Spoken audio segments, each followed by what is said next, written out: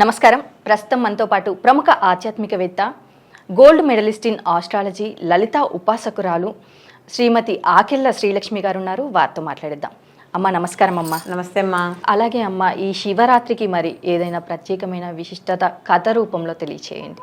ఇప్పుడు దీనికి ఒక కథ ఉందమ్మా. మామూలుగా అయితే శివరాత్రి అంటే ప్రతిదానికి విశిష్టత అనేది ఉంటుంది. శివుడు మనకి అంటే మన కథ ద్వారా తెలుసుకోవడం దేనికి అంటే ఈ విశిష్టత అందరూ తెలుసుకోవడానికి. ఆ రోజు ఏదో సెలవిస్తారు, మామూలుగా ఏదో ఎంజాయ్ చేయొచ్చు అనేది కాకుండా అసలు దీంట్లో ఆంతర్యం ఏమిటి, ప్రాముఖ్యత ఏంటి, అసలు ఈ శివరాత్రి రోజు ఏ పని అంటే ఎలాంటి పనులు చేస్తే మనకు అసలు దాని మోక్షం ఎలా వస్తుంది. అందరూ చాలామంది శివరాత్రి రోజు చేసేస్తే కైవల్య ప్రాప్తి కలిగేస్తుంది అని చెప్తున్నారు.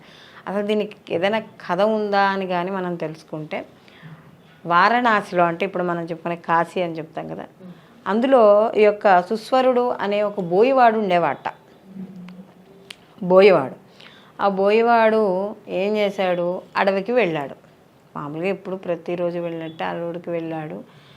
అతను ఎందుకో దారి తప్పాడు. ఈ లోపల చీకటి పడిపోయింది. ఎక్కడ ఏం కనిపించట్లేదు, అడవాయే. భయం ఉంటాయి కదా, క్రూర మృగాలు అవి ఉంటాయి కదా, భయం వేసింది. అతను ఏం చేశాడు, అలా వెళ్తుంటే దారిలో ఏదో చెట్టు కనపడింది, ఎక్కేశాడు. ఎక్కేసి కూర్చున్నాడే కానీ ఎక్కడ నిద్రపోతాడు, చెట్టు మీద నిద్రపోతే కింద పడతాడు. కింద పడిన తర్వాత మళ్ళీ ఏ జంతువులు తినేసాయనుకో అదో ఇబ్బంది.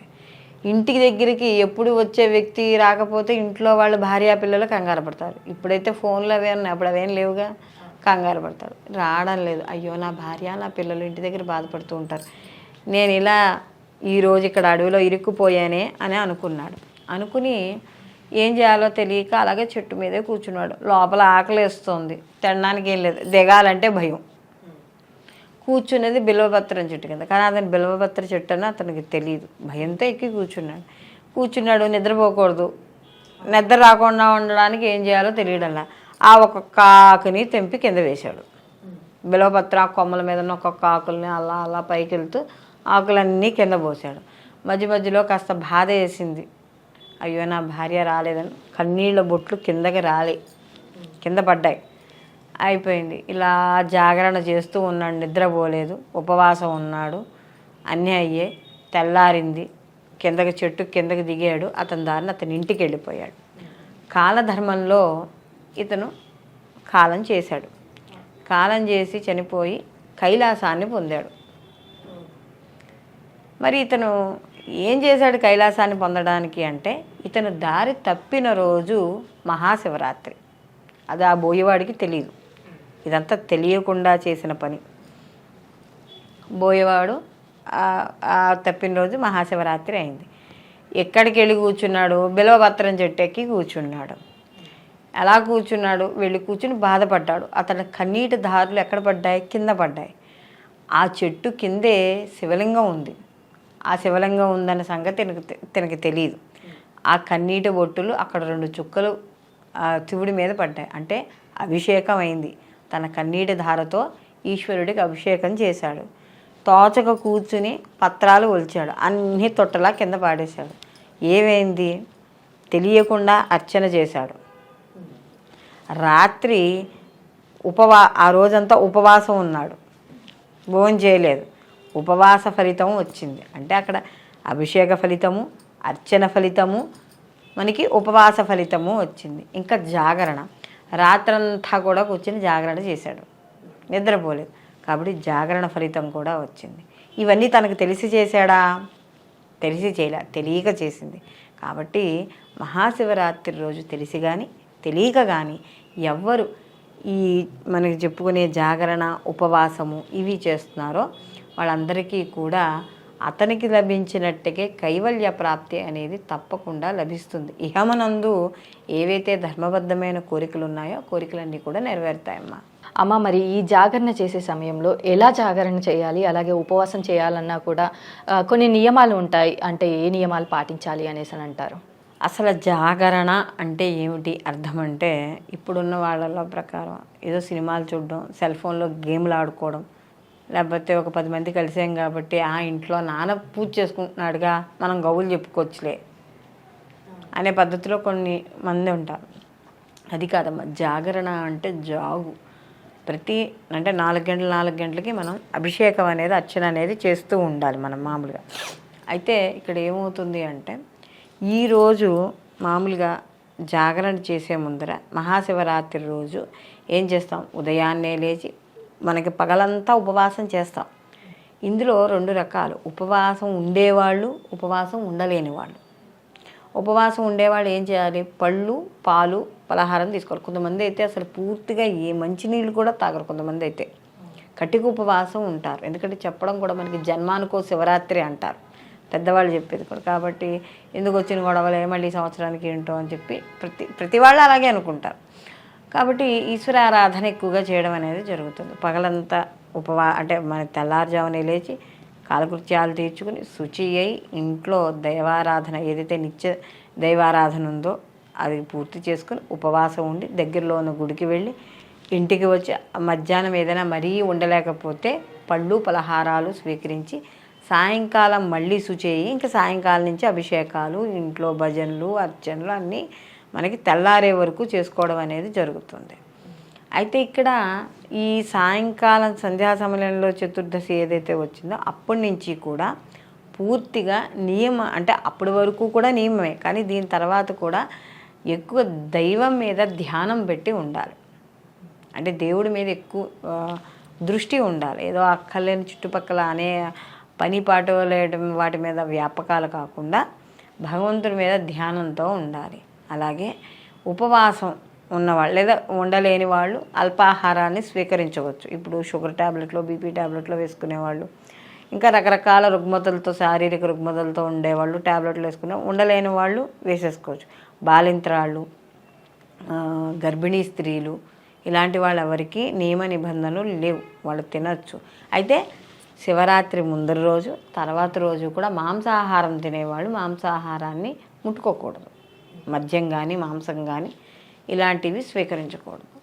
అలాగే సాయంకాలం నుంచి కూడా ఇక్కడ మనకి గుళ్ళల్లో కావచ్చు, సొంతంగా చేసుకునే వాళ్ళు కావచ్చు, ఇళ్లలో కావచ్చు, అభిషేకాలు అవన్నీ కూడా మనకి మొదలవ్వడం అనేది జరుగుతుంది. ఇక్కడ అంటే మనకి అర్ధరాత్రి సమయంలో లింగోద్భవ కాలంలో ఈ అభిషేకం చేసుకొని సాయంకాలం 6 గంటల నుండి మన్నాడు ఉదయం వరకు శివనామస్మరణతోనూ, శివ ధ్యానంతోనూ, శివునికి సంబంధించిన పనులతోనూ ఈ రాత్రంతా కూడా మనం కాలాన్ని గడపాలంటే తన వ్యక్తిగతంగా కాకుండా భగవత్ ఆరాధనలో నిమగ్నమై ఉండాలి.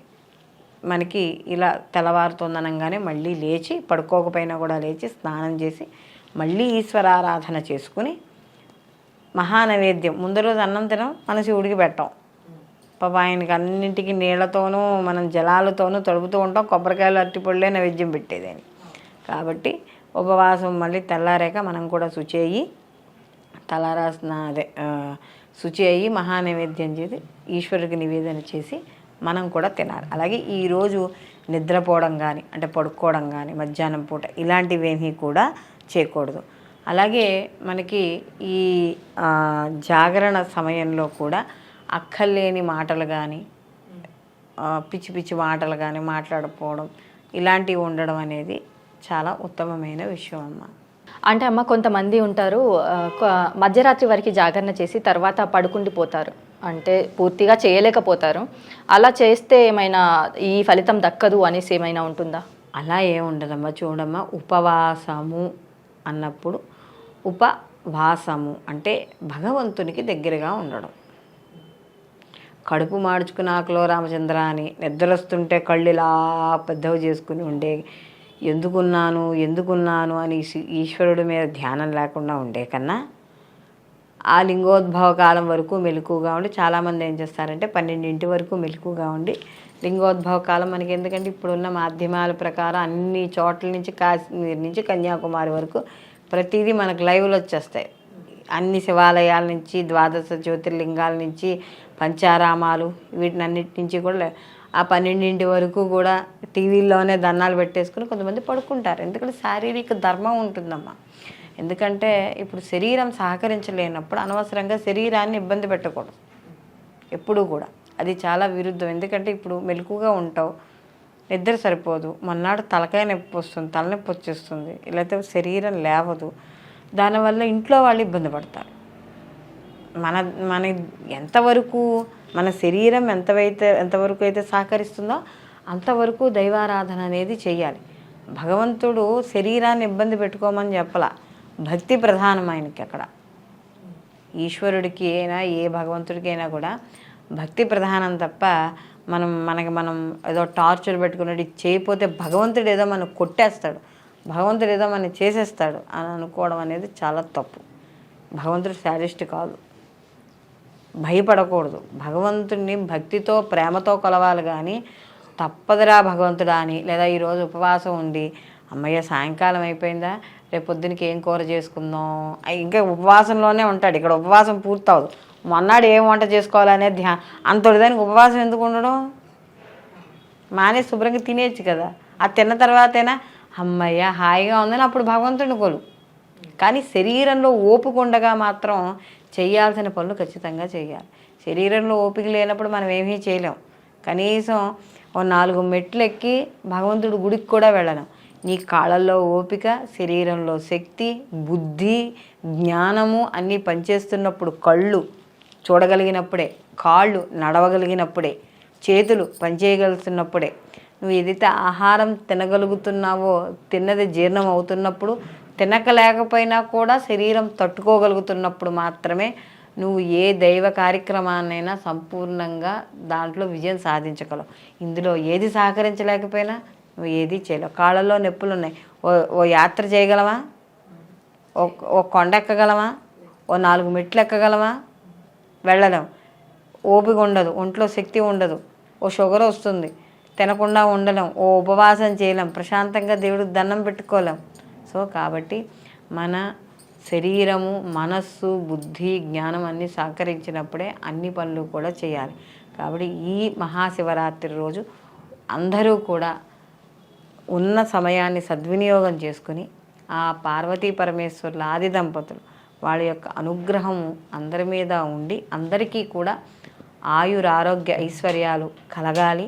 అలాగే ఈ శివరాత్రిని కూడా అందరూ మహావైభవంగా జరుపుకుని ఆ యొక్క కరుణా కటాక్షాలు అందరి మీద ఉండాలని ఈ శివరాత్రి యొక్క మహత్యాన్ని మనం చెప్పుకోవడం అనేది జరుగుతుందమ్మా.